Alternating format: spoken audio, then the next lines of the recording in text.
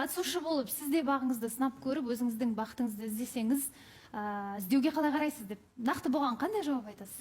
Жалпы жаңа Айдана айтып жатыр ғой, ол да дұрыс шығар. Негізі ажырасқан кезде көбіне ер адамдар тез жаңа өмір бастап кете береді ғой, ал әйел адам көбіне бала үшін артқа шегіне береміз.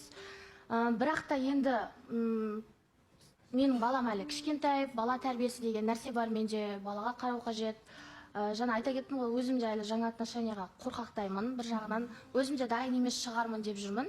Бірақ та деген бар, еркек болып кете береді екенсің да, былайынша бүйтіп сөйлеспесең де, сыртқа да шықпасаң да. Бірақ енді мен нақты бір я деп те айтпаймын, жоқ деп те айтпаймын, маған ойлану керек, уақыт керек ол жағынан. Үйімде анам бар, балам кішкене өсіп кетсін, садикке барып алсын деген сияқты бір уақыт керек сияқты. Яғни ойланамын деп жатсыз. Ол да дұрыс шығар, әрине, анаңызбен ақылдасамын деп жатсыз. Ендеше біз сізден жауап күтеміз. Яғни, құрметті көрермен, Ақбота қатысушы болып осы жерде отыру жайында ойланатын болады.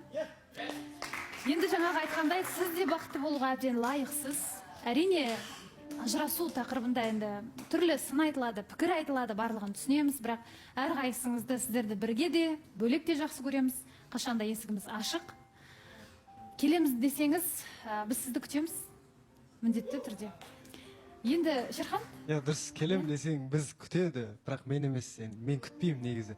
Просто андай нәрсе да, шынымен қызға енді бақытты болған лайықты ғой, бірақ бір жерде былай бірге отыра алмайтын сияқтымыз ол. Елестетуде Нұрдәулет қойшы, айда кезде көреміз сен қайтып отқаныңды осы жерде. Әдем болады дей беретінімді айтам да. Жалпы мен өзім бұны олай қабылдай алмаймын. Мен андай келме деп жатқан жоқпын. Кел, сен келсең, енді екеуміз орын ауыстыра саламыз деген сияқты ғой.